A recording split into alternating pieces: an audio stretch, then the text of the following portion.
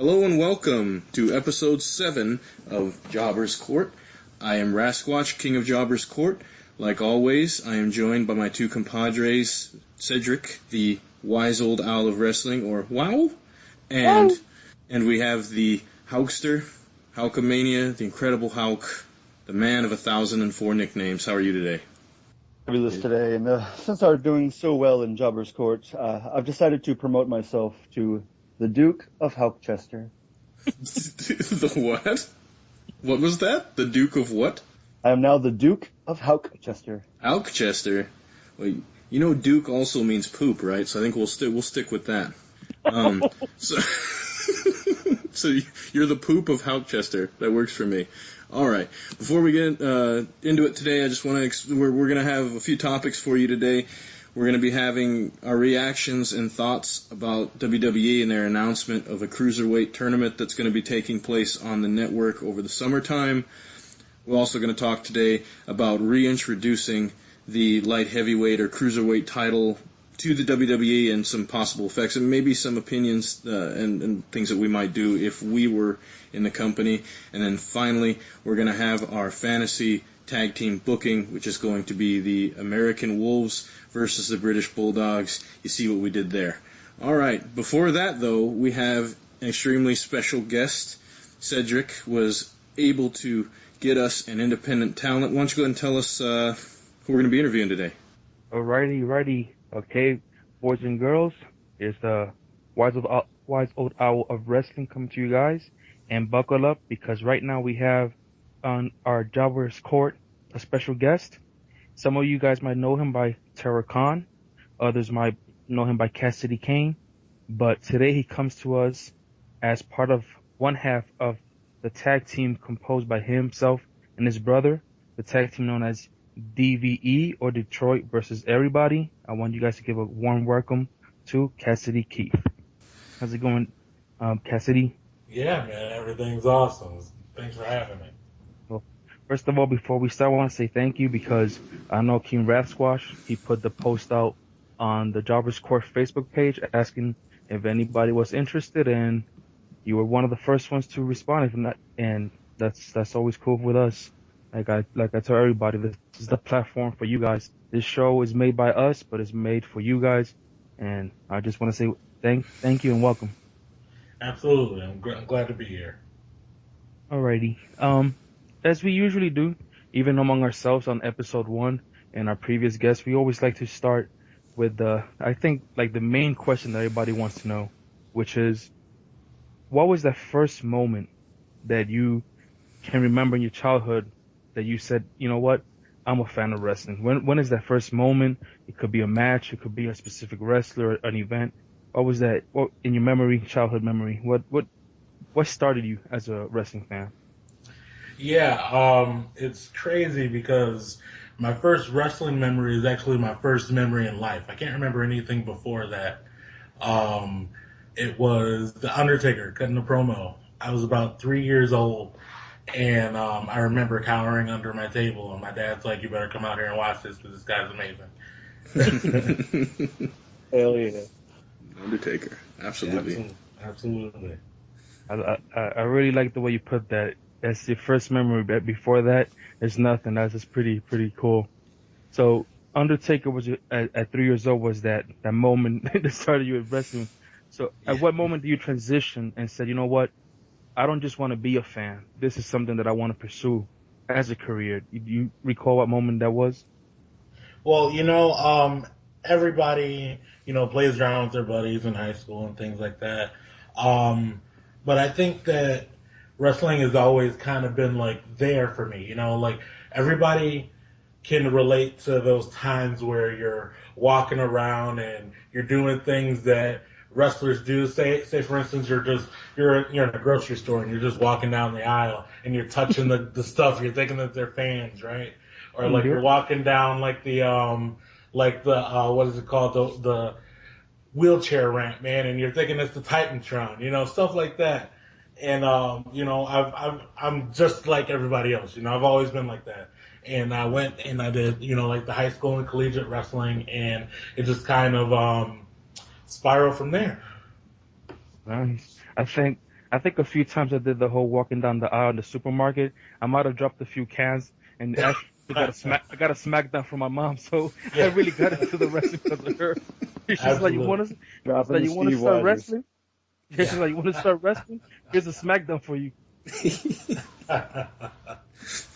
Oh, that's good.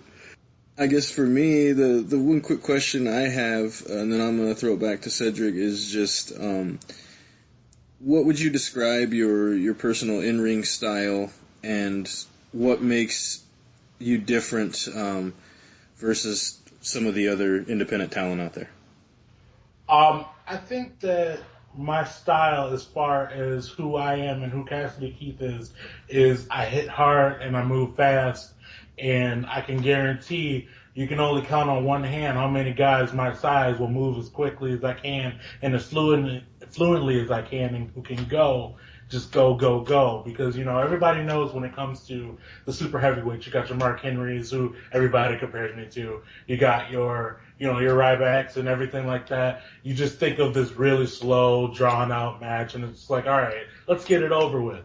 But one of the things that I love about myself is that, even this comes back from my high school wrestling days, I trained with guys half my size. So I have the stamina of guys half my size. So they see this big 375-pound guy running around, 100-degree weather with my brother who's only, 180, 190 pounds soaking wet, and I'm hanging with them, So I think that's pretty cool. The one thing that I was really impressed is, at your young age, I noticed that you had so many different styles. Like you said, I could see why somebody could compare you to Mark Henry. I can see also when I saw a match that you had with Kamala Jr. and I was like, well, I was almost also gonna compare you to him when I saw your character, Terry Khan. But I also saw some Abdullah the Butcher, because I remember one of your matches you were doing the corner, the two chops to the throat, and I was like, man, I remember as a child seeing Abdullah do those same moves.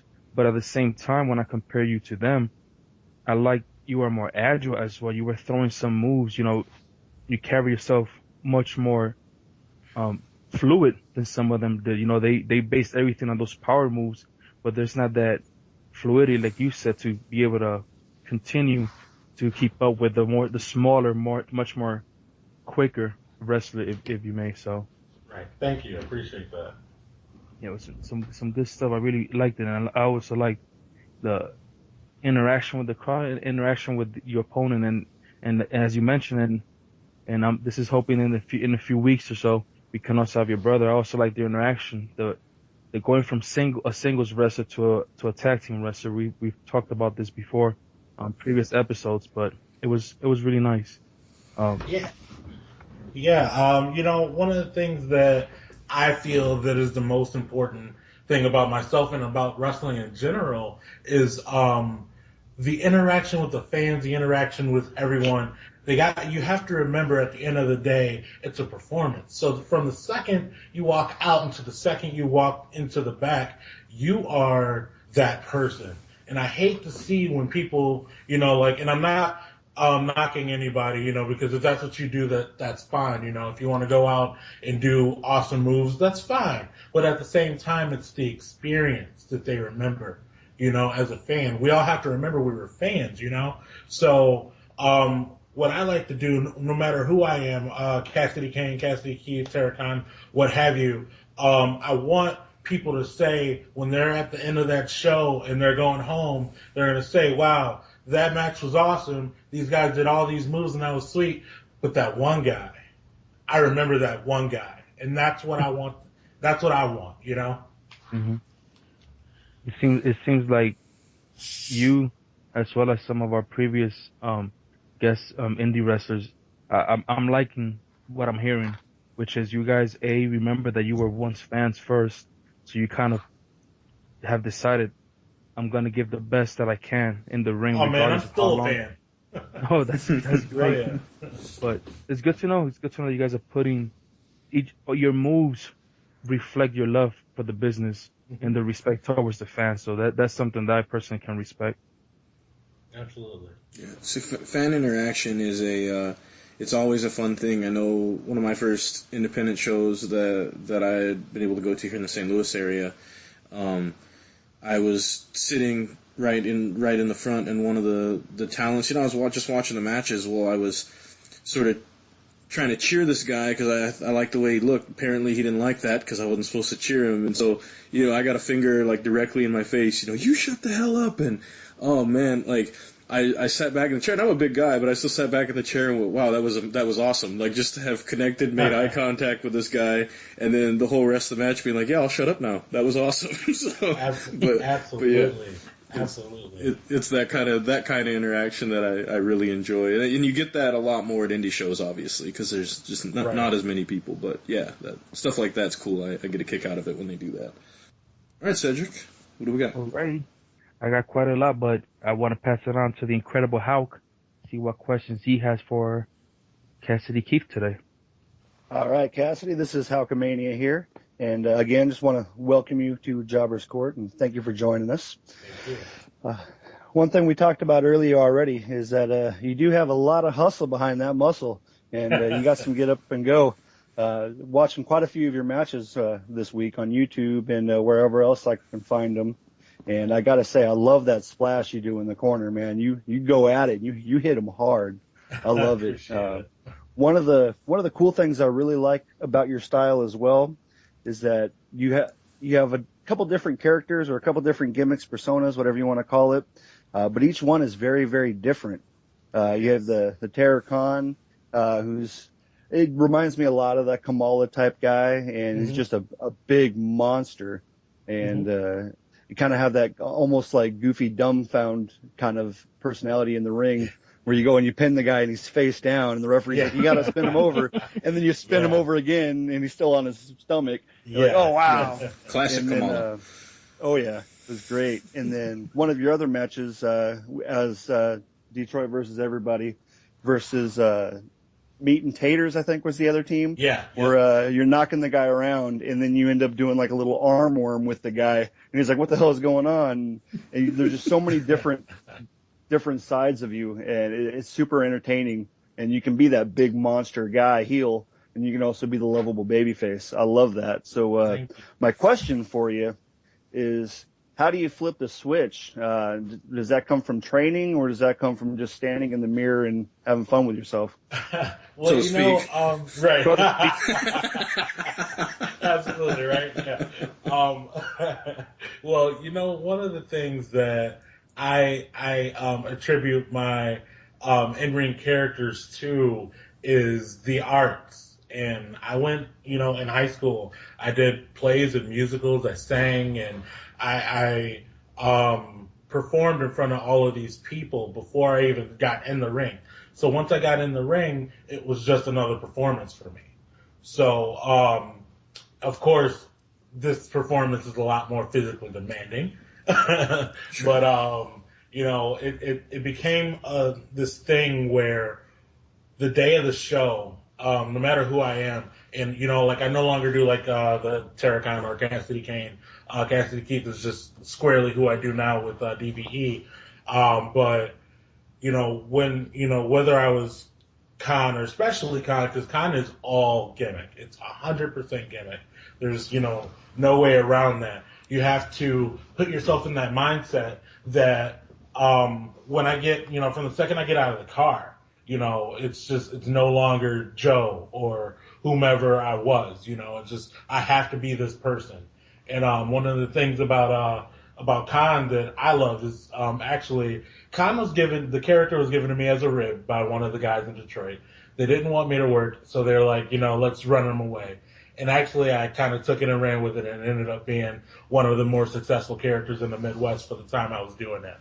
So that I believe it. That was a testament to, just drive and passion and being able to say that, hey, I can take whatever you give me and dish it back 30 times fold, That's awesome. And definitely see that in your work. It's great. Thank you. So I think it's amazing you mentioned that, because there's a more famous wrestler that kind of happened to, and that was Dusty Rhodes. I don't know if a lot of people remember, when he had the polka dot thing going on, and he came out and did the dance and all that all the time. apparently that was supposed to have been sort of more of a burying gimmick. He wasn't supposed to get that over, but I mean, he's Dusty Rhodes and he did it. So I think it's awesome when somebody can be given something that this turd in there, they're able to polish it. I think that's super awesome. So that's white, baby, because when you go and you get that gimmick going, and you got to put on the yellow and the black, and you got to get going, and you got to do what you got to do, baby, and that's just how you do it. Oh man, I wish I could do impressions. That was amazing. Oh, well, we have an expert at doing impressions, right? Oh, we do. Hulk? Yeah, Hulk's a master. Why don't you show him your JBL doing Jim Ross? That was pretty good a couple episodes ago. Oh man, you put me on a spot. I don't know if I can do that right now. Especially, I was right about to go into another Dusty Rhodes there, but oh man, you got me off guard with that Dusty Rhodes. You know what you can always you can always go back to. You can always go back to the. You can always be Mick. You do a great Mick. You got to have a manager. Yeah. That's the only one you really got. good. But that's pretty good. He also does Mick and Paul Heyman. Yeah, there you go.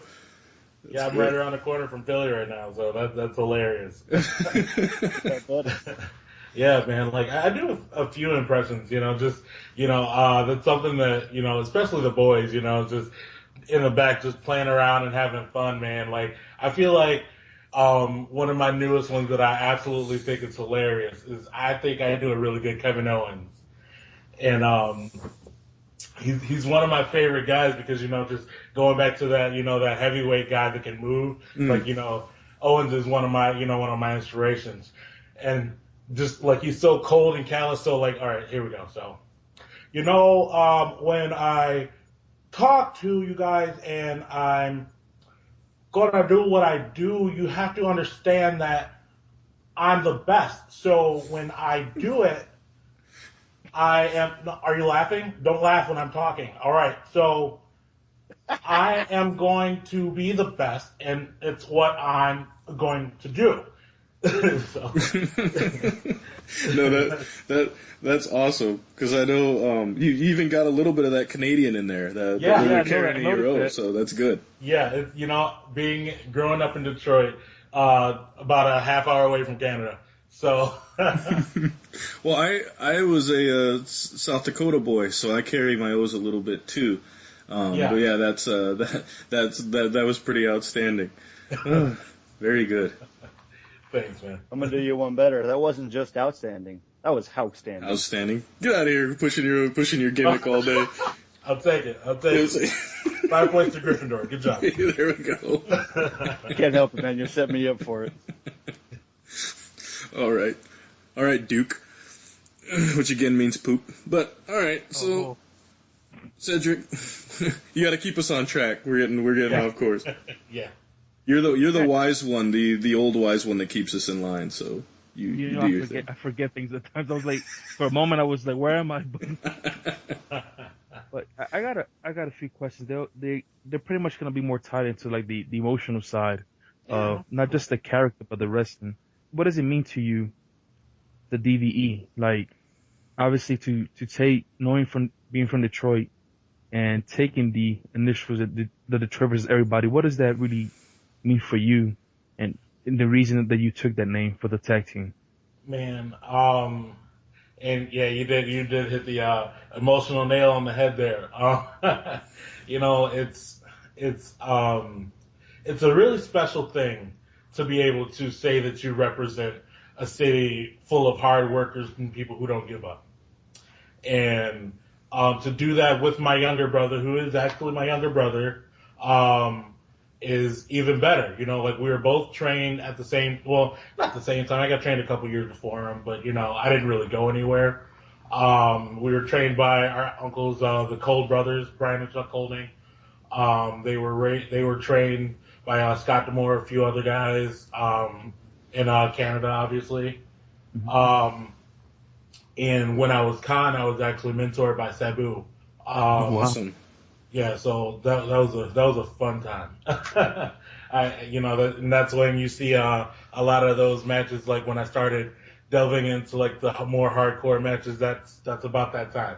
But it's just being able to say that we are doing what we do and on such a good level that people, literally all around the world are seeing it and appreciating it. It's amazing, and it's like they say in pro wrestling, frustration breeds people to invent really great characters. And I think the thing about my brother and I is that they aren't characters. Like the name and the gimmick is fine, but like when you'll see it when you see me and him together or when you talk to us, like that's just what it is just myself and my brother talking up to 1,000 times louder than normal. It's just us, like one of the things that makes our, quote unquote promos or our videos better is we don't cut normal promos, like we just talk. We don't plan things out. We just go and we just click because, when you're family, that's just how it's supposed to go. We shouldn't have to go out and do 3 takes. If we mess up, we mess up. We'll make it funny. As a person who does public speaking for a living, I know how hard the impromptu type of things are. So, like, if you guys are going in there and just doing things on the fly, that's incredibly impressive because I know that's the hardest thing to do. Yeah, but I think that's what the fans resonate to. Just the fact that it's so genuine. It's just we don't claim to be anything that we're not. I'm the type of person that when they ask me who is the Cassidy Kieth character, I'm going to tell you. Cassidy Kieth is a big, strong guy. He likes to have fun, but at the end of the day, I am my brother's keeper, and that's exactly what I am in real life. Awesome. Pretty nice. Yeah, I definitely see that in some of your promos. I think my favorite promo that I've seen you so far was you and your brother in Detroit in front of the Spirit of Detroit statue. And you guys just going at it, talking about the tag titles and, where's our shot? Where they at, though? Yeah. That was just excellent. Excellent. Thank you. But just based on everything you said, I was going to ask you how it must feel to not just wrestle your brother, because that was a really good match, but wrestle beside him. But just in your words, it obviously means a lot to you, and that's something that I cannot relate to. I have a brother, but we literally haven't met yet. Maybe someday, but it must be nice to share something that's so important with someone that is important to you, and I can definitely tell just that by your answer. But yeah, man, absolutely. But one thing that I did wanted to ask you, because as a wrestling fan, I've never had this opportunity to meet a wrestler in person, much less wrestle one, definitely. But how was it wrestling Bushwhacker Luke or wrestling in a 6-man tag with Rhino? It's crazy because that match with Rhino actually this week was it was 3 years ago when that was my first high profile match. The promoter for the show in Bay City, I shot him out UCW. Even though I don't work there anymore, I don't want to talk about it. No. Basically, they gave me a call, and they're like, "Hey, man, we see you doing this Terracon thing, and it's really taken off." And the original plan for that show was supposed to be Rhino versus Zach Gowen, and Gowen was sick. So they're like, "Well, we're gonna throw something on the fly, and we want to know, did you want to work Rhino?" I'm like, "Oh yeah." It's just that, it's like not only is that Rhino, it's friggin' Rhino, but it's like he's one of the top guys in the state of Michigan, of course, So, quick funny story about that. I don't know if you saw that match completely. The whole day, we were hanging out. One of the things that a lot of people don't know about Rhino is just like he's literally one of the nicest guys on the planet. And we sat there and we're talking, And, like one of the big things about Michigan in general is the fact that we have Coney Island, which is like our diner type of restaurant, right? Mhm. And it's a different type of chili sauce that we use on hot dogs. And you usually get it with mustard, onions, and yada yada. So I told him, yeah, man, I miss, having a Coney's. I know you do when you're on the road, but I just never get it with mustard. That's just me. I hate mustard. I hate it with a passion, right? So he's like, okay, yeah. So fast forward to this matchup, the action spills out and everything, and we're out and we're in the crowd and we're beating the crap out of each other. Rhino decides to grab the biggest freaking can of mustard he could and sprays it all over me. And I smelled like a hot dog for a week. Oh, man. So of course the first thing I did since I had mustard all over me was give him a big bear hug. But yeah, so like that was one of my first ribs, and like my brother and I, we've both been really blessed to just be around some really, really great talent, man. Just like when I worked Bushwhacker Luke, and this guy is Bushwhacker Luke from the second he wakes up to the second he goes to sleep. That's who he is, and when he talks, the accent is real, So the first thing he did when I came to the back, he's like, all right, what I want you to do is I want you to hit me like a man, and if you hit me like a Sheila, I'm gonna knock you out, No teeth and everything, yeah. I'm telling you. And the thing about, just being from where he's at, a Sheila is a girl. So he's like, you better not hit me like a Sheila. So, I'm like, at the time he was 65. I'm like, I don't want to hit you and, I don't want to be the guy that breaks Bushwhacker Luke, but, he takes a punch and he's still going, man. He's still going, and I love it. I picture him and Butch, meeting up once a year, and then I picture them, going to the grocery store and just bushwhacking down the aisles and stuff. Man. That would be, they should just put it on TV, and I would watch it, I think. That guy deserves his own channel. He is a character. Seriously. And it's serious that he doesn't forget a face either. I was on a show with him, as Cassidy came literally the Saturday after he got in the, Hall of Fame. And this is his first show right after WrestleMania that year. And he looks up at me and he, I look nothing like, what I did. No face paint, no nothing. I'm just sitting there wearing my singlet. And he looks up at me and he's like, Kamala, come here, give me a big hug. I'm like, hi. So he's really a sweetheart, man.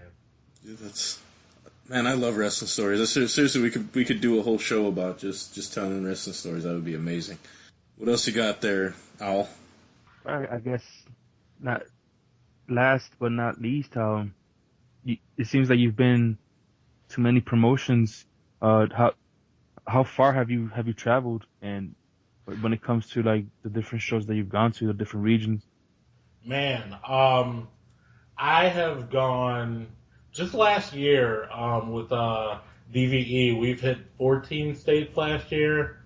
And I think the farthest just for one show, would be, we had a show in Manhattan. We did two shows in, New York. It's about 12 hours from, Detroit. And, it's, NGW. Really, really great band. Really, awesome people, man. It's pretty impressive, man. It's quite a run you've had so far, and it's nice that you're sharing these stories with us here. And obviously with the audience is once we upload the podcast and they listen. And to me, I think anyone who's actually teeter-tottering with the idea, should I not join professional wrestling, I think folks like yourself and the previous other guests that we've had, I don't know, if I was young, if I had the health, I would definitely, just based on your guys' responses and conversation, I would definitely do it. It sounds like it's definitely hard work, but obviously the rewards are there for those who put the time and take it seriously. So I appreciate you coming out once again, and I thank you for sharing these stories, and I wish you all the success because it seems like definitely just based on what you've said and what I've seen, you and your brother deserve it. So here's hoping that this small podcast is just a platform that springs you guys forward into even more success. I really appreciate that. Thank you. All right, so All right. This is outstanding one more time. I got one more question. Go ahead, Actually, and then I got two-parter. It's a two-parter here for you. Yeah, the first absolutely. one is, since you are from Detroit City, the Red Wings, are they going to win the Stanley Cup this year? If they don't, I'm moving. No, I'm just kidding. Yeah, man. You know, like, I think, like, you know, everybody loves their little, their home, you know, team, but I really feel like, as far as the dynasty is concerned, the Wings, man, like, they're so consistent. Even if they don't win, they're always in talks, you know, they're always in that conversation. What's your other question? It was a two-parter. And the second parter, sorry, I've been a diehard Red Wings fan since I was 9 years old. I've got cousins up there, and even though I've never set foot in the city, I love me some Red Wings, man. But the second parter really doesn't pertain to hockey at all. But how do we find you, man? You got to get your plugs in. Yeah, let's get the plugs in, man. You can find me on Facebook, Twitter, Instagram. You know, you can find me on friggin' MySpace, bro. You can find me. You can always add me on my personal page. I add everybody unless you're creepy. Joseph Credit is my name, my shoot name. Credit like credit card. Can't mess that up. You can also find, I have my name or my personal page. It's Cassidy Kieth Professional Wrestler. That's Cassidy with a C, Keith with a K. Or you can find DVE Professional Wrestling. DVE, can't mess it up. Nice. I also have a two-part question, and they don't relate to each other. Let's do it. I don't know what that was about. I don't know what that was about, Hulkster, but that's pretty funny. All right. So my first part of my two-part question that don't relate to one another. The first one is, being from Michigan, you college football, Michigan State. Who you got? Which one? Which college in Michigan? Man. That's like, oh goodness. Okay. So, I'm a Michigan State fan. Ooh. Go blue, but anyway, you know, continue. Like, my family, we're diehard green and white. But at the same time, I can't, you know, I know they're going to hear this, but, I almost went to Michigan. I was doing, you know, like I said, I did, you know, the musicals and the plays and stuff, and I was in choirs, and I was literally about to go, and like at the last second, it fell through because, you know, like I wanted to wrestle, so that's why I didn't do it. But I was almost, you know, in the blue, man. Well, I know that's my favorite college football team, so I had to see where you were representing, but that's awesome. They have a great wrestling program there too. Yeah. Let's see. So the last thing I was going to ask is, have you? Yeah, unrelated thing, right? Yeah. It's unrelated. Have you worked in the St. Louis circuit at all? I have not. I have a lot of friends who have, you know, obviously, you know, you get a lot of friends in the business, you know, just from being around for the little bit of time that I have, you know, I've been doing. I've been in a ring for almost 10 years, but I've only been traveling for a better part of like 5 or 6. But I feel like this is the year that DVE is really going to break out, because with this resurgence of tag team wrestling, man, it's the most beautiful thing in the world. Love tag team wrestling. So I really feel like if there was a time for us to break out and to branch out, now would be the time. So I happened to notice that you were also affiliated with the Hooligans. So have you got to work with them, or was something where you worked against them?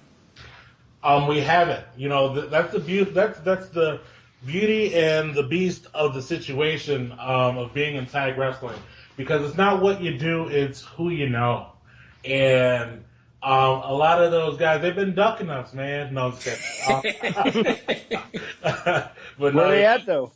Yeah, where they at? That's what I'm saying, right? So we've made a few adjustments as far as some of the companies that we've wrestled at, and we're like one of the places that, like, why my brother isn't here tonight. He's over at Now Wrestling. That's Northwest Ohio Wrestling. Cheap plug. Go see him. Toledo, Ohio. There you go. Why not? It's they're we just started there. He's debuting tonight. I'll be there in March 12th. I believe that's the date. And we're gonna be. There's some really good teams out there, man. Like just like one of the biggest. I feel like indie teams in the world are there. Ohio is for Killers, OI4K. Mm-hmm. That's one of the places where, oh goodness, I can never remember his name to save my life. Sammy Callahan, and he was with OI4K before he got outside. And, a lot of those guys are going out to Toledo, and the Midwest is trying to make its comeback, man. Yeah, if you ever make it out this way, be sure you let me know, because I'll be sure to come out and see you. I try to go to as many shows out here as I can. There's just so much wrestling out in this area of the world.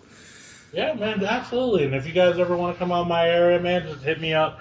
You guys got a front row seat on me, bro. That'd be awesome. Thank you. No problem. So I guess if you want to hang out with us, we're gonna proceed with the rest of the topics we're gonna talk about on the show.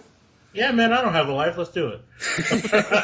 Well, I say, it is Saturday at 7:30 at night, so it shows how cool we are. But, right. All right. Hey, if you're not booked, you're not booked, right? Right, I hear you, man. Yeah, I'm actually, I'm in Baltimore right now on business, so I'm here for the next 2 weeks. So, yeah, man, let's do it. All right. Well, our first topic we're going to cover today was that the WWE had announced that they're going to be having a cruiserweight tournament coming up. I think it was supposed to air on the network in July.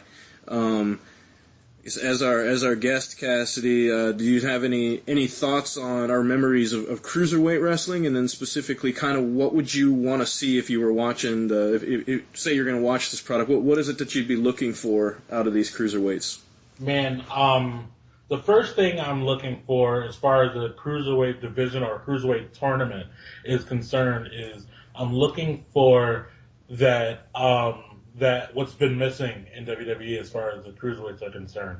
I'm so tired of seeing the Fed book these smaller guys like they're super heavyweights. Let them fly. They don't have to kill each other, but let them, like what I think they're doing with like guys like Neville, and Kalisto, they're letting them fly, but, they're keeping a tether on them. There's only, if you watch some of their indie stuff, they're doing like 5% of what they know how to do, man. Sure. And I feel like if they're going to do it, and if they're going to do it right, let them go. Well, some of it, I think, might be to protect the wrestlers a little bit, because I know, like Neville did, or Pac did that beautiful Frankensteiner he used to do. But that move is very dangerous, though. If done incorrectly, and if those, if the guys aren't used to taking that, that's why things like the pile driver really aren't used anymore, and things like that. And at least in WWE, because of the danger factor. So I think maybe in some ways, and I think the other thing that might hurt them is Botchkara, Sin Cara. I think sometimes he gets, you get a lot of issues with those guys working a little bit fast, and they sometimes get a little bit caught up in the ring. So, maybe that has a little something to do with it. I'm not sure. You know what's funny about Sin Cara, or Unico, as you want to call him? I feel like he gets such a bad rap because, like, he was just, like, walking one day, and they're like, hey, we just fired the original Sin Cara. Go put on his mask. Oh, okay. So, like, I feel like he just kind of, like, he got the best of, the situation, and he's doing, he's working as hard as he can, but, like, he was never really a lucha-style wrestler to begin with. Yeah. So he kind of, like, had to learn on the fly. And I think that's why they put him with Kalisto, just so he can, like, because as you notice, he doesn't really do much lucha, but when you have him next to Kalisto, it's a really good deterrent, so you don't realize it. Yeah, and he does fly around a little bit, but I think he more excels at the selling. I think that's really what he does well, is being able to take the punishment and get the kind of get over through his ability to absorb the punishment. Right. So what would be obviously I'm pretty sure they probably have all their talent booked, but of some of the individuals that you worked with, are there 2 or 3, cruiserweights or even ones that you follow that you think would be perfect for a tournament like this? Shameless plug, my brother. John J. Keith, man, my little brother, I'm so proud of this guy, man. Like, I can't speak enough of him. He is my number 1 favorite indie wrestler, and I don't say that because he's my brother or my partner. He literally he reminds me seriously of, and like it's a lot, it's hard for some people to say this and it's harder for people to hear it, but he reminds me so much of Shawn Michaels, it bothers me. Just in his selling and the way that he portrays it. If you look up the latest match we had, it was a week ago actually, where he did like he dove off the second floor, man, like the second floor balcony. And the dive, notwithstanding, the dive was amazing. But look at the ring work before the dive, man. Look at his selling. That kid, I swear to God, I'm putting like everything on it that if DVE doesn't make it, hopefully we do. But if we don't, that kid's making it, man. Like, my brother is the future. But other than that, there's guys in the Midwest that are just itching to get out. I'm talking guys like Malcolm Monroe III. I'm talking guys like Kyle Maverick. There's guys like Mitch Johnson who's traveled all over the place and one of my good friends. He's not really a cruiserweight, but he could really work any kind of style. Guys like that I really feel like would be good for this kind of tournament.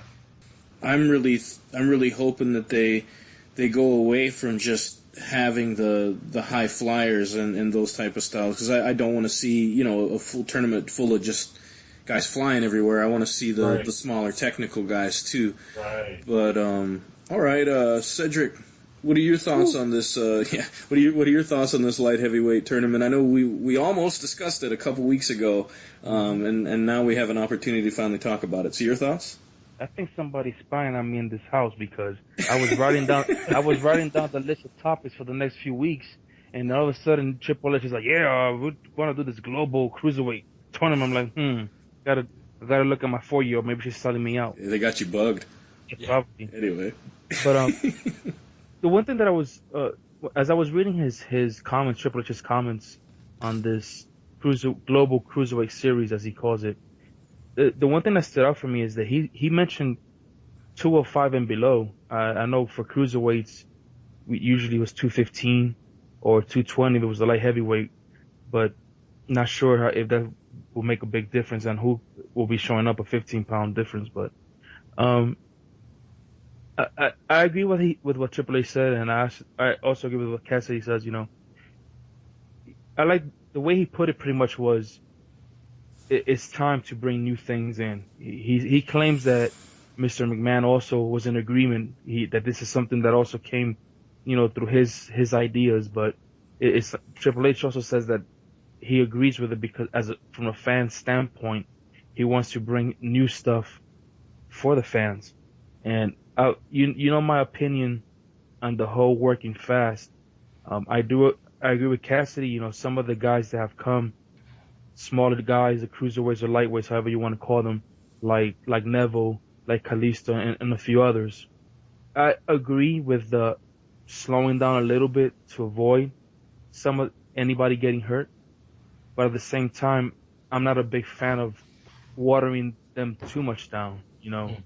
If there is such a thing as a happy medium, I would like to see that at some point, and definitely I would like to see in this cruiserweight tournament, because I agree with you. I think as we've done these episodes and as we've discussed off the air about the lucha style, the much faster style, I do agree. I want to see guys that can fly, but I want them to be able to tell a story. The whole 20-50 moves and the match is over. It's fun to watch every now and then, but it's not the best point. So in this tournament, hopefully we can have a mixture of both the flying lucha style, but also more smaller technical wrestlers that are actually able to tell a story. And to be honest, if I think of names out there, I think I like what Triple H said, and I agree with him. There's so much wrestling out there that really to try to name names is sometimes difficult, because there is so much wrestling, and he calls it a global tournament. So hopefully he's just going to bring names that we've never seen, folks that we've never heard, but that other people know about them. You know what I'm saying? Because there's a lot of these regions, we have no idea who this guy is, but in that region, this is a top guy. So I'm kind of hoping that we do see newer stars emerge, and that whoever does win this tournament is exactly that, a newer star that just emerged because of this tournament. Yeah, I think you mentioned global, and I think that's a great word too. Because imagine, if you get a lucha style coming in and get the technical wrestling side that comes from England, you've got obviously the highly technical submission MMA style from Japan, and I haven't even seen what Australian wrestling's like, really. I'm not sure, what their actual style is, but I know they have a lot of promotions down there too. But yeah, if they can somehow figure out a way to get them in there and have them from all different parts of the world, that will be really something to see. And one thing I want to mention before I forget, because it just crossed my mind, you know how I am, the wise old owl that forgets things, of wrestling. Of wrestling. The thing that I liked when I was reading his interview was he was mentioning other promotions. I don't remember when was the last time that we ever, at least for me, I don't remember ever seeing, the company mentioning other promotions when it came to bringing them in. Because in his interview, Triple H actually says, if we can work together with these other promotions, with Progress, Evolve, Rev Pro, were three of the ones that he mentioned in his interview, he said, I'm willing to work with them. If it's like a partnership where we both end up helping each other, we promote this company, indie company, and at the same time, it helps us get that new star, get more coverage, and I think it's good. I think it's really definitely good for the business, and he put it best, which was, and I think he's spying on me. I like the way he said, this is the time to do this. It will be bad to look back and see the wasted opportunities. And I've always thought that in the past, WWF or WWE not being able to work with others, if it wasn't homegrown, I'm not going to work with others. I think there were many opportunities missed because of that. So I'm kind of glad that they finally are saying, hey, you know what? This is a good opportunity that we can't let go away. Can I hop in real quick? Sure. One of the things that because like I said, my friends and I, we like, obviously we're still fans and we talk wrestling all the time. One of the things that I think that I've noticed or that I've mentioned and people have kind of agreed is that lately, with Vince getting a little older and Triple H starting to take over the reins, no pun intended. It's Triple H is doing to the indies right now what Vince did to the territories. And basically what that means is that he was coming in and, it was kind of that thing where it was just like with NXT is the same way that, the Fed was. And sure. He got the best of the area and he would get them and he'd get everybody else, still let them, it's like, hey, you can work with me or you can make it your own way, but I highly doubt something's going to happen. He's doing it a nicer way. I'll get it that way. Because Vince was kind of like, I got your people, what are you going to do about it now? Yeah. Or I bought you, what are you going to do? Yeah. But Triple H, he's smart. Triple H came from the indies. They don't talk about it a lot because, WCW, WWF, but he's not stupid. It's just like, whenever you see these guys so quick to hop to WWE, it's not a quick thing. Triple H has been putting in, little tidbits here and there for years, man. And I say the same thing about Vince. Like, when, this whole thing with Reigns, with how he was getting the fans behind him and they wouldn't, but now that they are, it's because, everybody, I think that people think about wrestling as in the now. And Vince McMahon thinks of wrestling as in next year. Because what he's doing now is setting up for next year. It doesn't have anything to do with now. So the fans are so busy thinking, oh, we hate this guy, Reigns. Vince is like, just wait. Yeah, sometimes it's 3 or 4 years, Yeah. And you don't realize it until that light bulb goes off and you're like, oh, damn, like 3 years ago I should have saw this, and Absolutely. Yeah, no, I completely agree. Do you think it's a bad thing then? I mean, you as an indie talent then, that they start sort of pulling away, independent talent to go work? Or are you just happy for those guys? I'm happy for two reasons. I'm happy because they get to finally get, on that better, that brighter, that stronger stage. And two, less competition for me, let's be honest, So, that's a good answer, yeah. So there's nothing but good coming from indie guys making it to the Fed. All right, so Hauk Duggan. You, what are your thoughts about this light heavyweight cruiserweight? Hulk Hogan. Hulk Hogan, yeah. I would say we have the Incredible Hulk, the Hulkster, Hulkamaniac. We're getting there. We've got, I think, maybe 22 nicknames out of 1,004. We're getting there. Anyway, what you gonna do, brother, when Hulkamania runs wild on you? Alrighty. Well, I'm I not got sure who that things. was. I'll figure it out. But go ahead. That was Hulk the Macho Man Hogan. I was going to say that was kind of a mixture of Macho Man and Hulk together. You may have just broke the internet when this gets on there. Yeah, but continue. Alrighty, well, I got two more things to say. It's a two-parter. First off, hey man, everything's better in two, right? Right. But just like tag teams, right? No, obviously. Sure. But the first thing with this tournament, it is a great time to be a fan of wrestling and to be involved with wrestling. There's just so much going on. And so many names out there, just like Cedric was saying, it's hard to narrow down just to 32 guys. We could probably list 200-300 guys that I think probably would be good to be in this. But it's just a great time to be a wrestling fan. And two, Triple H, we know you're listening because we were talking about this a couple weeks ago. Yeah. So putting the plug in right now. Javante Keith said he's 190 pounds. You're looking for the undiscovered diamonds. Absolutely. He's one of them. Pick him up. Absolutely. I can lose like 200 pounds in like a week too, so just give me two.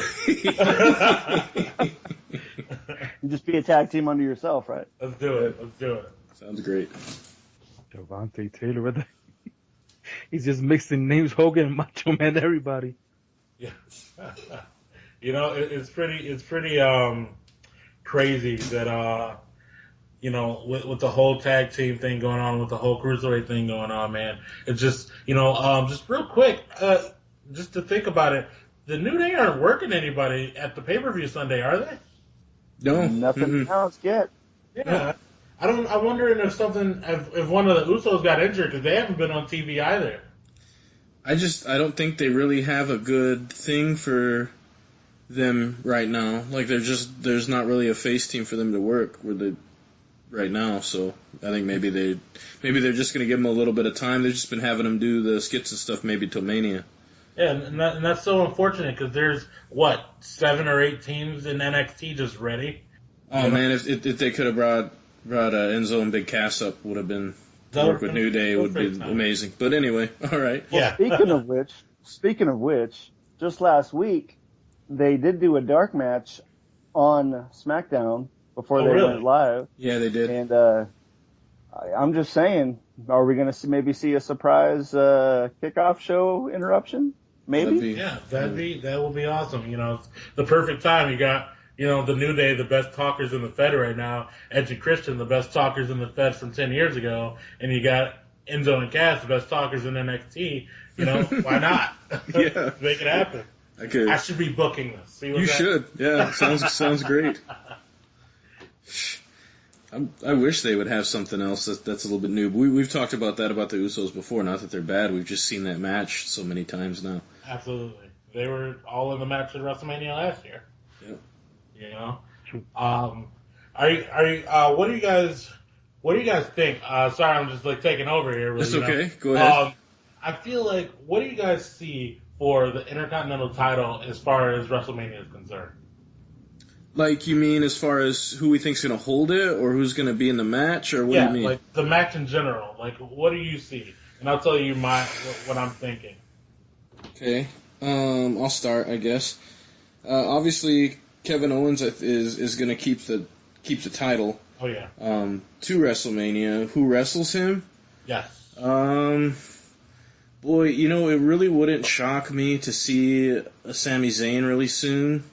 or something like that. If I'm looking at anybody who's on the roster right now, Right. all I would say is I hope it's not Dolph Ziggler, because that's been played so much as I like Dolph. Yeah. Boy, I'm trying to think who else would be a great match for him. Man, if I could have what do you guys think? Who face would you have work Kevin Owens? All right. Well, my personal opinion. Oh, go ahead, Cedric. Go ahead. No, go ahead. Age before beauty. Age before beauty. Oh.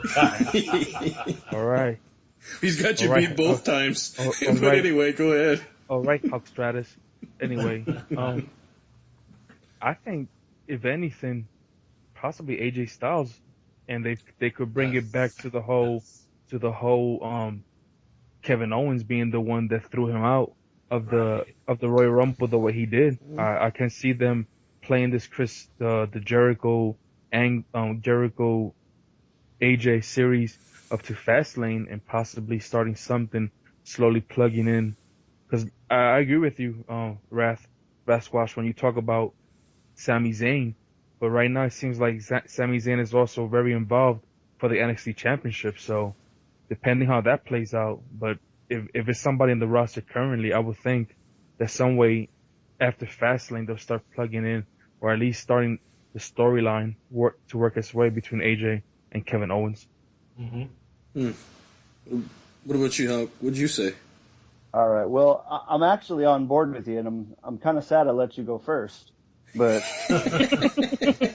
I will say, as much as Sami Zayn needs to be on the main roster to really spark some new interest, I'm kind of hoping they keep him on NXT at least through WrestleMania, just because of the pre-show or the takeover in Dallas. I'm really excited to see that, maybe a triple threat for the title. But going forward, piggybacking off of what you said, we got this whole rivalry, one-upsmanship kind of thing going on between AJ and Jericho. After AJ tomorrow night or Sunday night beats Jericho, spoiler they alert. go into it's Saturday right now, so come on. It's still a prediction. But say after this, Jericho goes up and says, you know what, you may have beat me, but I'm still a former champion. And to prove myself, I'm going to go face Kevin Owens for the championship. Kevin Owens lays waste to him. And then AJ starts building up. So you know what? How about I take him on and say we get an upset non-title victory from AJ against Kevin Owens. And that leads to the Kevin Owens versus AJ at WrestleMania for the title. I like where your head's at, but man, you make Kevin Owens look so weak. Kind of like when he got beat these last couple weeks by Ziggler. I gave him a squash match against Jericho. And Chris ain't gonna let you book that, by the way. But anyway, that's neither here nor there. In your fantasy world, though, I think that would be an amazing way to do it. If I got Steve Austin throwing fans at Brock Lesnar, that's true. Literally throwing fans at Brock Lesnar during the booking, and we're not talking, the ones that spin around in the circle unless they're drunk. No, I could agree to that. Cassidy, were you thinking the same thing as far as it being AJ Styles? I was thinking actually what both of you guys were saying. Like, if we were shipping something, I would say that on paper, just Zayn versus Owen just sounds so good, because Sammy got injured, so they never got to finish their story in NXT, so it kind of becomes to the point where, it's like Owens popped in on NXT and took Zayn's title, so Zayn popped in on SmackDown and tried to take Owens' title, just as far as, just the indie part of it is concerned, you got two guys who come up together, travel the world together, and to wrestle each other for the Intercontinental title on the grand stage of it all. It's money, So if I was booking, that's number one. Number two would easily be AJ Styles, because AJ is going to be money no matter what show you put him on, I say there may not be. You talk about a Shawn Michaels comparison. I don't know if there's anybody closer than AJ Styles right now, except maybe from a selling standpoint, Dolph Ziggler, to almost the point of overselling. But my brother would have cursed you out right now. So, from one title to another, we're going to talk about if the WWE was to reinstitute a light heavyweight or cruiserweight title. Now remember, there was a difference. WCW's cruiserweight title was I think it was 200 pounds. Is what they were talking about as far as that being the kind of weight limit for that title, whereas the light heavyweight title in WWE, or I guess maybe WWF at the time, was 227 pounds was the weight limit. And I remember that because they asked Christian how much he weighed, and he would always say 227, and then they would always call him out on it because he didn't actually weigh that much. So if they were to institute this title, A, would you want to see that, and B, what would be some people or some things that you could see yourself doing with that title? Why don't you start us out, Outstanding? All right. Well, I also might get cursed out for this too, but to me, for this to work, I think they would have to do a brand split. And the main reason I say that is because there's a lot of titles that are on both shows right now. So if they were to do a brand split and maybe put that on SmackDown as a mid-card title, I think I would really enjoy it. But yeah, there's a lot of depth and a lot of guys from NXT that are primed to come up to the main roster. And since a lot of these guys in NXT are some smaller guys that can go and they can work, there's a lot there that pleases my eye. A lot of fantasy booking that I would love to start doing. Do you see it being if they were to start it in the WWE now, do you see it being as popular as, say, the Cruiserweight title was in WCW there for a while? Not at first. In fact, at first people would probably hate it just because, okay, this is this title that a lot of newer fans, probably over the last 5 or 6 years coming in, casual fans, like, really another belt? Where's the prestige? So that they'd really have to work hard to build this up. I don't know if they would bring it back as the old title, being reinstated, or just, hey, here's the new title. They'd have a lot of work to go in it. So I would think it would definitely take a while for it to really mean something. But in the long run, yeah, I think a lot of great matches can be made, and it could definitely be one of those workhorse titles, similar to the Intercontinental title. I remember back in the day when Jeff Hardy won his first singles title. I'm pretty sure that was the light heavyweight title, was it not? No, I don't think Jeff Hardy's first title was the light heavyweight title. I think it was hardcore. Yeah, I would say it was the hardcore title. Okay, there we go. My bad. Fact checking. But it's funny you mentioned Prestige. Check out episode 2 if you want to know our thoughts on title Prestige. But the other thing, I guess, to think about is, again, there's a big difference between the light heavyweight side of it and the cruiserweight side of it. But right now, really, if you want to see light heavyweight champions and those type of things that are sort of in the workings, keep watching Ring of Honor. Personally, they don't have a ton of heavyweights on that show. Most of the guys working are in that cruiserweight to light heavyweight, and we talk about this tournament that WWE is going to be doing. I mean, if they can even make it in a style that's remotely like Ring of Honor, I think it'll be enjoyable. Cedric, what are your thoughts? What would you do? Well, I'm going to take a page from the Professor of Huckberg, and speaking of educating, I was looking at a few things, and I'm going to tie this to my answer. I was looking at light heavyweight title history. The first light heavyweight champion was Pedro Aguayo. Darn it! Don't say it because I want to see if I can figure it out. Are you talking about the cruiserweight champion or the WWE light heavyweight champion? Talking about the WWE light heavyweight champion. Was it Brian Christopher? Nope. The first light heavyweight champion was Pedro Aguayo when the WWF had a business partnership with UWA, or Universal Wrestling Association, 1981 to 1995.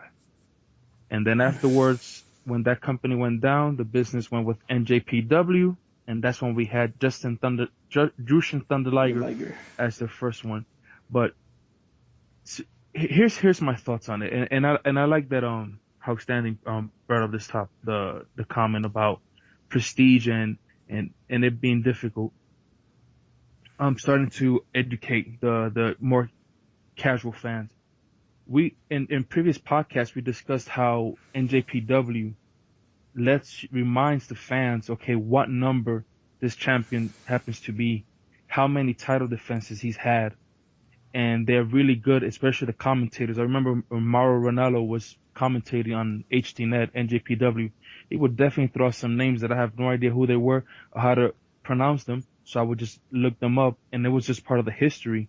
And I think if they were to bring a title, whether the light heavyweight or the cruiserweight, the one thing they should do is educate the fans, start pushing out the history behind this title. Try to make people know, okay, these are some of the names that you should know, like light heavyweight, for example, Taka Michinoku, 315 days as champion. Dean Malenko, 322 days. Tajiri, X-Pac. When you look at the Cruiserweight Championship, the first one, Brian Pillman. You have the Guerreros, Mysterio, Malenko, Kidman. So many names. Sugar Shane Helms, three reigns, 532 days total. Those are the kind of stuff that will bring prestige to a title.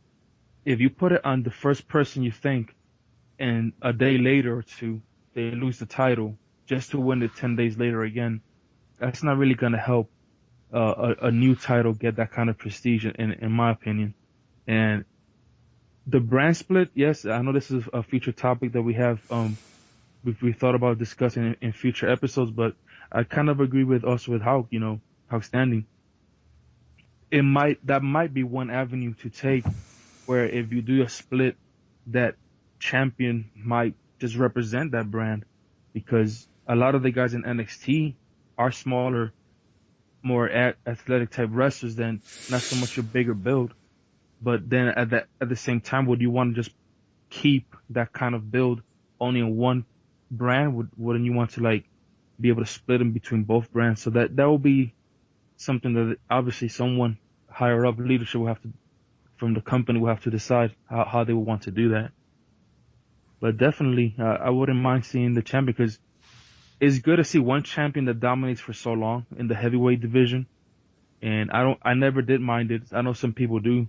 They found offense to seeing a Rey Mysterio, even a Jeff Hardy, they thought was too small to carry the title. When you look at the Cena, the Batista, the Triple H's, and even a Big Show or Brock Lesnar, But if you can carry the championship correctly and not just put it at just another championship, I think it would work. But I also agree with how Standing, it's gonna take time. It's gonna take, preparation, educating the casual fans, and definitely putting the belt on someone where it's gonna mean, and that person's gonna carry it with pride and prestige.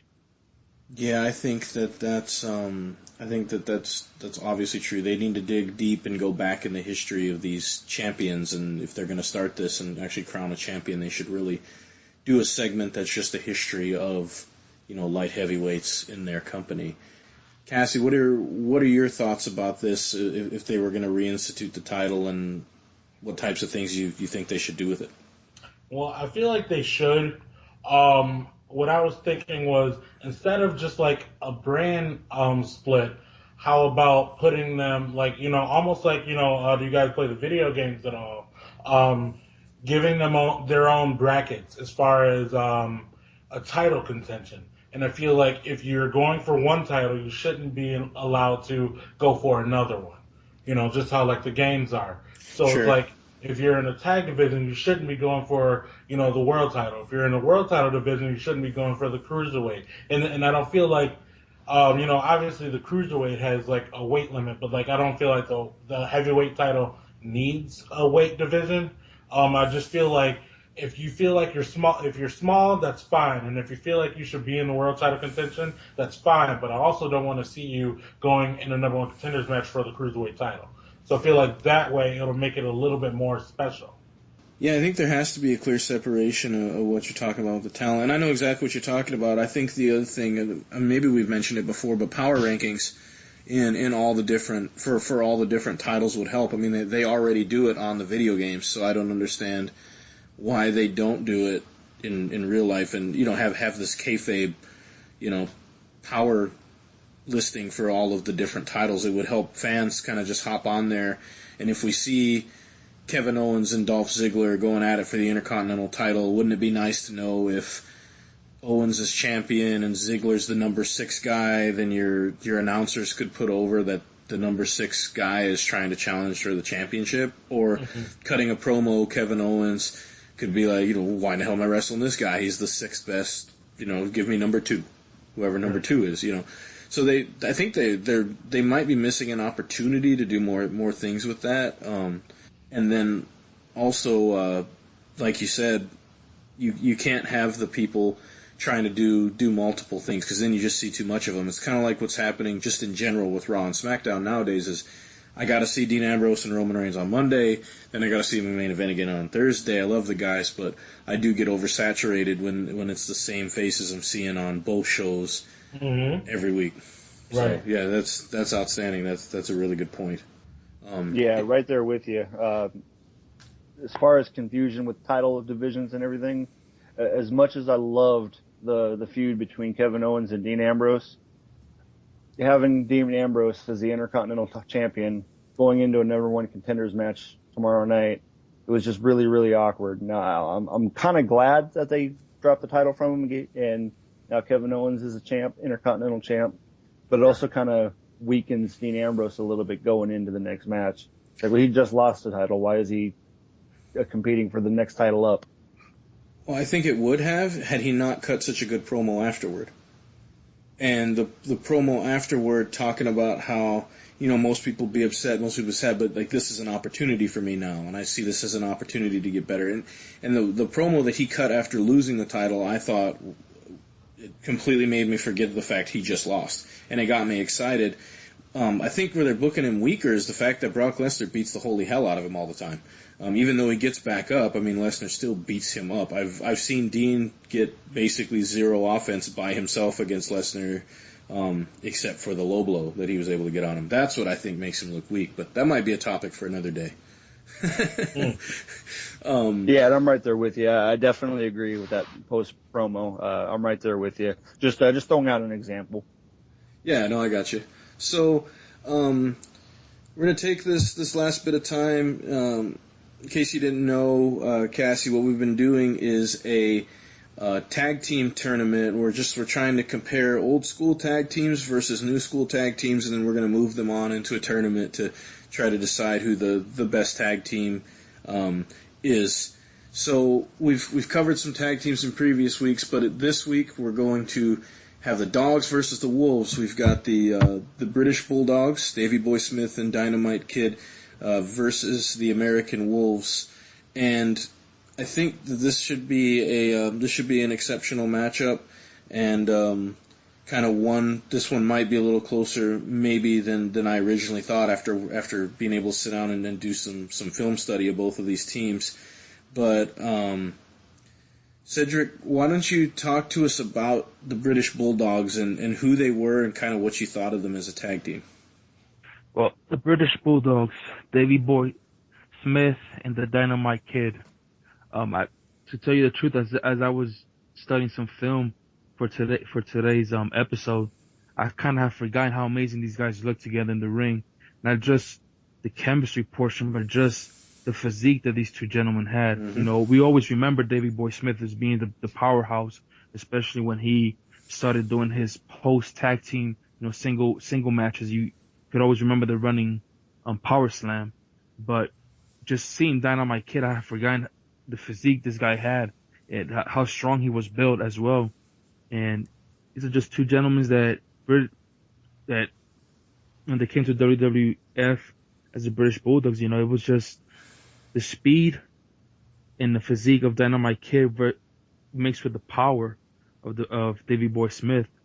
And their manager Matilda, anyway, have to throw that in there, but manager, but just smooth. It was it was pretty refreshing. Is the right word to use to see some older film, seeing how the snap suplex of Dynamite Kid, amazing at the time, almost someone that was always being talked about because of it. His flying headbutt. I know we've discussed about that in previous episodes because of the whole Daniel Bryan, but it was just an amazing thing to see how technical sound he was, and also to see how technical sound even the Bulldog was, Davey Boy Smith, even though he was more of the powerhouse, if you want to call it that, because like I said, he was the bigger guy. No, not saying that Dynamite wasn't, but he was the powerhouse there. But he was also technical. His suplexes, his power slams, arm drags. He was just a really solid technical wrestler, and I agree with you. If that team could just fast forward to today and face the American Wolves, it will be quite a good matchup. Cassidy, what do you think of the British Bulldogs as a tag team? I feel like the Bulldogs in general, both single and a tag team, were completely underrated. I feel like, just from being, on that heavyweight side of things, like they just like to put them in this box of just, oh, we're really strong, but, they told some of the most amazing stories in all of tag wrestling, and I feel like that is being underappreciated. Yeah, I know. You were talking about Matilda a minute ago, but some of my favorite times is when they would have Matilda and unleash him on Jimmy Hart. And it always made me chuckle, like every time I seen him. Even though at the end of the day, you look at it, that's not a very face thing to do. But man, it still made me laugh. And then the fact that you could tell the damn dog was even having fun, because even though she nipped at Jimmy Hart when Jimmy Hart would roll out of that ring, she'd get a hold of his megaphone and like gnaw on it a little bit. It just, oh man, and then just big old smile, and they'd pet her, and she'd go docile back in the corner. But yeah, so outstanding British Bulldogs. What are your thoughts? All right. Well, also a huge fan of the British Bulldogs. I honestly never got to see them as a tag team growing up. By the time I got into wrestling, Davey Boy Smith was just the single British Bulldog and part of the Hart Foundation. So I had to go back and do quite a bit of research on these guys. And oh man, their year-long feud with Greg Valentine and Brutus Beefcake was just spectacular. Cassidy had mentioned the stories they told, and some of those stories chasing those titles for an entire year heading up to, I believe it was WrestleMania 3. It might have been WrestleMania 2. I'm not 100% sure on that, so you might need to fact check me. But oh man, some of the greatest matches, tag team matches, were those two fighting each other. Just pure story. Maybe not full athleticism in the ring. Brutus Beefcake and Greg Valentine a little bit bigger, a little bit slower, but the ring psychology was spot on and just so entertaining to watch. As far as the tag teams themselves, yeah, Davey Boy Smith, Dynamite Kid, excellent together. Somewhat similar style on face value, but when you really get in there, Davey Boy was the powerhouse. He was the muscle, and Dynamite Kid was the hustle. So my favorite tag team move that they did together was Davey Boy Smith put him up in a military press and just hucked Dynamite Kid into a flying headbutt. And oh man, like it was just so cool to see these guys sacrifice their bodies to put on such a great show and such a devastating move. I loved it. As far as their ability to win matches, I will say they only had one WWF at the time, tag team championship, but they were also very successful in Japan, and they were also very successful up in Calgary or Canada with Stampede Wrestling. So they definitely have the prestige behind them. I think I'm a little bit more of a Davey Boy Smith fan, but I loved what I saw this past couple of weeks watching them doing my research. Man, I don't know. I'm a Dynamite Kid guy all the way. Always was, even when I was a kid. But for me, I think what they represented about tag team wrestling was a style that came from being partly from that UK style, and then also the shoot fighting that they learned from Calgary. And I think that the stuff that they were able to learn from Stu and that they brought down into WWF, I think that's why them and the Hearts were so successful and why they work so well together. But interestingly enough, we talked about when the Hart Foundation wrestled, Bret Hart almost always started all the matches, and that was to get your technical guy out there, sort of get it warmed up and to save wind for Neidhart to come in. Well, the Bulldogs actually did the opposite. Davey would start the match almost every time, and I always found that interesting because you put your most powerful guy in that ring first, and his cardio was amazing for a guy that was his size, obviously the way he was built and the way he could go. But I think that they like to get him out there, get that power started early. But when Dynamite would get in there, that's when, you could tell that Dynamite Kid was a legitimately mean guy.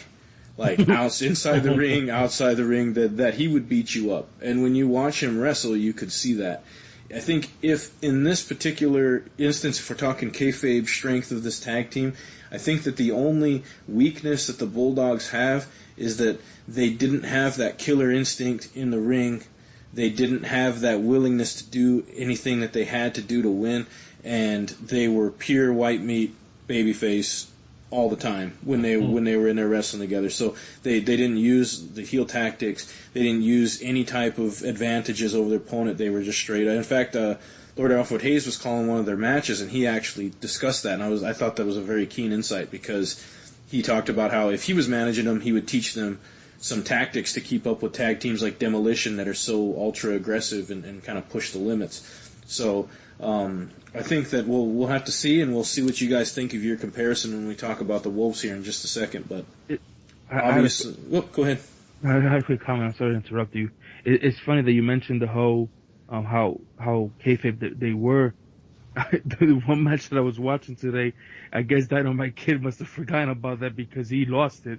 I think Jimmy tried to distract him with the megaphone. He took the megaphone away from him, and he just whacked Jim the Anvil Neidhart, and just the guy was bleeding everywhere, and then he just hit Bret Hart. So I think for 1 second, the two of them must have possessed him, because he went after the megaphone. Well, see, and it makes me wonder if something shoot might have happened in that match too. Like, he legitimately got mad, because you hear stories all the time that Dynamite Kid was mean. He was a bully, and Bret Hart says that in his book. Like, he was a bully in general as a person. And as a performer, he could be that way too. So who knows? Who knows what could have happened? But I know the 6-7 matches that I seen him in, that was what I noticed as a weakness to me, was that they really stuck to the rules. They didn't take any advantages, and they sort of just let the heels do what they were going to do to them, and still tried to overcome it despite the odds. Okay, so the next tag team we're going to talk about is going to be the American Wolves. Hulkster, why don't you tell everyone, in case they haven't seen them, who the Wolves are and how you describe them as a tag team? All right. Eddie Edwards, Davey Richards, the American Wolves, multiple-time ROH champions, multiple-time TNA tag team champions, and also IWGP champions. These guys have been everywhere and faced just about everybody, and they've beaten just about everybody. They have title wins over the Hardy Boys, the Dudley Boys. These guys are excellent. Now, a little bit of history on the American Wolves. Davey Boy Richards grew up as a huge fan of none other than the British Bulldogs. Davey Boy Smith and Dynamite Kid were his two favorite wrestlers growing up, and that's part of the reason why they are named the American Wolves, because in America we do everything better. We have UK fans out there, and we apologize. Continue. I apologize. I'm a patriot. But no, I love these guys. They're fast, they're agile, but they're also very technical. And they also got some strong moves as well. I feel like if we were to compare them, I think Davey Boy Richards, even though he is kind of like Dynamite Kid, a little bit smaller, a little bit faster, he's also got that tenacity of Davey Boy Smith, where he can reverse just about anything into a submission, and he's got some grade A power in a small package, so to speak. Yeah, you better preface it. Yeah, I love these guys. My favorite moves from these guys is the double foot stomp. One guy on one end of the rope, the other guy at the other end of the corner on the top rope, and in stereo, one right after the other, the double foot stomp onto the opponent. Excellent. My also favorite is one of their finishers. I'm not sure what the name of it is, but Eddie Edwards brings him up into a powerbomb. Davey Richards right behind him with a backstabber, and just devastating. They also do that. They also do the super kick tombstone, don't they? Yes, they do. Yes, I would say that's another one of their big moves. Cool. Cedric, your thoughts on the Wolves? They also have a move that I like where I think Eddie Edwards throws him up and Davey Richards just kicks him in the stomach. Nice little roundhouse kick to the stomach. Nothing says ouch in that one. But Flapjack to roundhouse kick. is that? So the flapjack to the roundhouse kick. Flapjack to the roundhouse, yeah. These guys, I've been following them since the Ring of Honor days, and definitely on TNA now that they're more permanent, the contract with TNA. Just poetry in motion, not trying to steal that comment from another tag team, but pretty much that's the way it seems like. You barely see, when you watch their matches, it's almost like they're constantly moving. That you don't see too much of like, well, he's just waiting on the outside to get tagged. There's a lot of just true tag team constantly. If it's not the double jump to the second ropes into a head dive to the opponent, it's one of them picking up the opponent while the other one the roundhouse kicks, or the other one just super kicks, or like how Stanley was saying, the backstabber. We're constantly doing something together as a team. Each one has the back of the other, and when they are, one is actually outside, the one is in, and there's only one in the ring. You do see a lot of technical wrestling, and it's amazing because we had mentioned this before in another episode. When one comes in and the other one comes out, it's almost like whoever's wrestling against them, you still have the same thing going on. There's not too much difference, even though their body types are different. Obviously, Eddie Edwards is much leaner, taller, and you got Davey Richards, much more stockier in nature. Almost kind of reminds me a little bit of Chris Benoit when it comes to that. But they're just both as aggressive, and as they just tag each other in and out, or if they're both in the ring, you're just getting something that you're like, man, can I catch a break with these guys? And you're not gonna catch a break. It's just a constant. You're getting beat up. That's pretty much what's going on. You're getting beat up the whole match. So you better have your cardio ready, and you better have some good Motrin or something. Yeah, afterward. You're gonna be hurting. All right, so Cassidy, your thoughts on the American Wolves, and then after that, why don't you give us who you think would be your winner based on these two tag teams? Yeah, no problem. The Wolves, the word that comes to my mind when it comes to the Wolves, fluid. These two, like, they know each other. They've known each other for so long, and just they know what the other person's going to do before they even do it. So they're there, they're ready, they're on point, and it shows. And I think that's why it's so exciting, is because they kind of adopted that style that guys like the Motor City Machine Guns really started, as far as bringing over that high, fast-paced Japanese style over to American style wrestling. They hit hard and they move fast, and there's not really much you can do. That's just the God's honest truth. And if I'm going to choose one team over the other, and I feel like it'll be a little controversial to say, but I'm going to choose the Wolves, simply because of the X factor. And not that I want to cancel anybody out, but if I'm calling a spade, let's cancel out the Dynamite Kid, and let's cancel out Davey Richards. So that X factor is going to be Eddie Edwards, because Eddie Edwards can work circles around the British Bulldog. With all respect, all due respect, Eddie Edwards is just this hybrid athlete that can fly just as high as anyone else, but hit just as hard as anyone else. And you're not going to see the Bulldog flying with the Dynamite Kid. Sure. So cool. Well, you're gonna take the Wolves then as your winner, Cedric. Who do you think? Oh man, now I feel bad because it's like, man, you brought me here, you're gonna go against me? Sorry, bro. You told me what the topics. You prepped me, now you're gonna go against me. What's up with that? I guess it's the old owl in me. I will go with the Bulldogs, and I agree. I see Cassidy's point.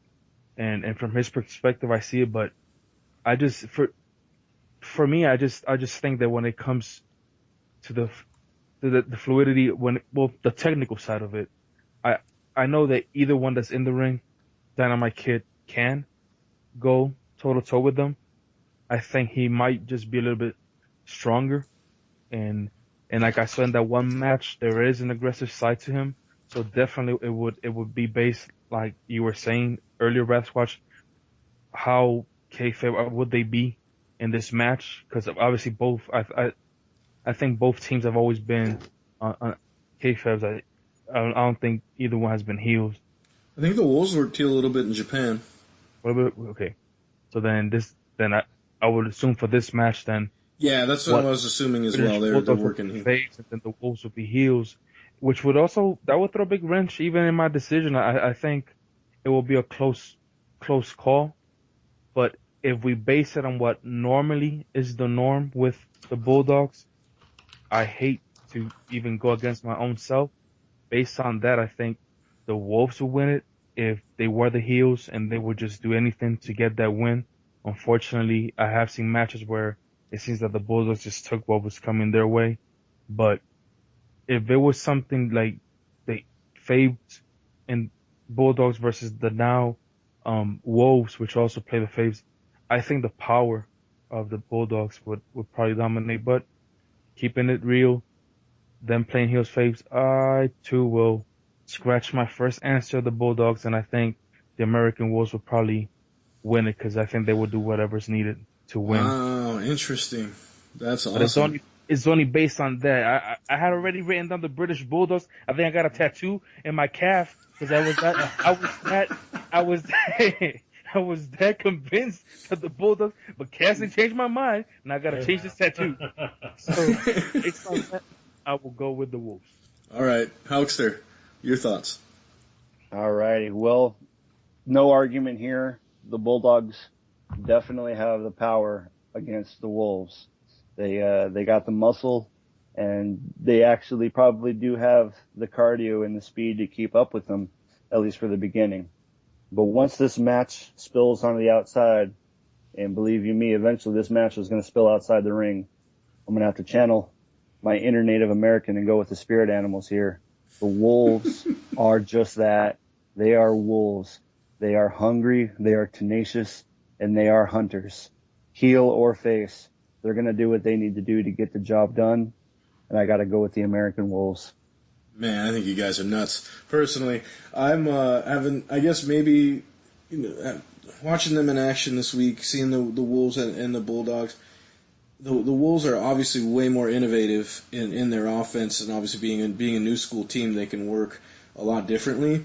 But Dynamite Kid may be one of the best wrestlers of all time, purely from a technical standpoint. His work in Japan, his work in this as a tag team, both were so good that I don't know. As technical as the Wolves are, I think they can get out technicaled by Dynamite Kid. And as powerful as they are, Davey Boy Smith was in the 80s when everybody was roided up strong. He was still strong compared to most other wrestlers. So I think there may be a little bit in the way of maybe, I guess, not giving enough credit to what the Bulldogs have. They would have the strongest wrestler, and they would potentially have the most technical wrestler out of the four. So you have power, you have technical wrestling. Man, I don't know. The Wolves are great, and they might have a better tag team as far as consistency, ingenuity, and overall teamwork. They may be a little bit better, but man, I don't know. I don't know if you can make up for the level of athlete that you're going to be going with the British Bulldog. I think, and to me, the X factor was exactly opposite of what I think you were thinking, Cassidy. I think that British Bulldog was just that much stronger, and I think that if he's working, then against either of those two guys, he's just going to overwhelm them with his power. But at the end of the day, I think that I'm still going to say the Bulldogs, but like I said, I think their downfall, if they were going to lose this, is just the fact of that they sort of let everything happen. And they didn't really show a killer instinct in the matches. That may explain why they only won one title. From that prestige standpoint, the Wolves have the advantage. But I will be the lone wolf, so to speak, the lone dog in this one, and just say roof roof. That's me. No. And, I will not leave you alone. I will be at your side. Yeah, right. Please don't leave. Please don't leave when you're coming home. That's what Vince Smith thing is exactly what you said, because I agree with you. What the Bulldogs brought to the table, I agree with you. The stronger guy definitely by by no means there was no competition there in the technical side. But when you did mention the Wolves having had that stint as heels in Japan, and that they were gonna be the heels in this match, and like you said, the Bulldogs, kind of allowing things to happen and not having that killer instinct. That's why this darn tattoo that cost me so much made me change to the. Just a big thing of Matilda's face, just right there, But I won't leave you alone though, even though I chose the Wolves. All right. Well, I'll tell you. So I think that it's going to be one of those ones that I think that's interesting. So we're going to say that the Wolves are going to advance in this tournament. British Bulldogs will not make it to the second round. What do we have coming up for our tag team pairings next week? Okay. Well, go ahead. My bad. Sorry. Go ahead. You go. Your turn. Well, I was thinking the Kings of Wrestling, Claudio Castagnoli and Chris Hero versus the Von Erichs, maybe? Sure. Yeah, I'll allow it. Overruled. That sounds good. We'll get a couple fresh faces in there and some more things to look at. Christian, is that okay? Because Edge and Christian were actually the ones. Oh, is that who was scheduled against them? Well, they were paired with them, but then that's who we should use. No, we should, because we have the Von Erichs later. We just haven't paired with the wrong tag team. It should be Edge and Christian, but keep in mind we're going to be using Edge and Christian as the Brood, not as the ultra extremely top. Obviously one of the best tag teams of all time, just to make it because they totally reek of awesomeness. Because they totally reek of awesomeness. I'm looking forward to watching that tomorrow night, by the way. But all right, that'll be a little cue into a little sneak peek into next week's show. But we really, really want to thank Cassidy Kieth for being here with us today and just basically BSing about wrestling with us for an hour and a half, and then allowing us to get to know you, and then getting the people who follow you and are your fans some exposure to us, and then obviously people who listen to our podcast exposure to you. Thank you so much. Yeah, man, absolutely. Like I said, just let me know when you want me and my brother to come out, man. We'll come out and have some fun. Yeah, definitely. We'll be looking to have you guys. This will be part 1, so we'll have you guys on for part 2 here a few weeks down the road. We'll get in contact with you and definitely have to get something scheduled. Do you, the other 2 members of Jobber's Court, have anything before we get off the podcast for the day? Going once, going twice. Well, I just want to say, Cassidy, again, thank you so much. It's been a pleasure having you on our show, and love having your insight and hearing a little bit about your backstory. It's always great to see those guys who live and breathe this industry that we're so passionate about. Absolutely, guys. Make sure you add me on Facebook and everything. Yeah, why don't you throw out your plugs one more time, just so everybody makes sure they know where to find you in case they fast-forwarded this part. How dare them? Yeah, how dare you guys. All right, so the actual page, you can find me on my shoot name. It's Joseph Credit like credit card. I have my Cassidy Kieth page. It's called Cassidy Kieth Professional Wrestler. It's Kieth. And you can also find the tag team page with my brother and I. That's DVE Professional Wrestling, all on Facebook. Awesome. Again, great to hear from you. If we have no other interruptions, going once, going twice. Thank you. Damn it. Jobber's Court is adjourned. Thank you all so much for being here. And I just, before we completely go off the air, I just want to thank everybody who tweeted, commented, liked our page. We're already well exceeding what I thought we were going to do for this podcast so far. And just thanks everyone so much. A special thanks to Jeanette from Cold Meal Productions and the whole Cold Meal Productions team just for kind of helping us out, checking out our product and sort of getting it out there to the world for us as well. And one last time, I want to thank Joe, our Cassie, for being on here, and we'll see you guys in a few weeks. Absolutely. All right, thanks. And again, Jobber's Court is adjourned.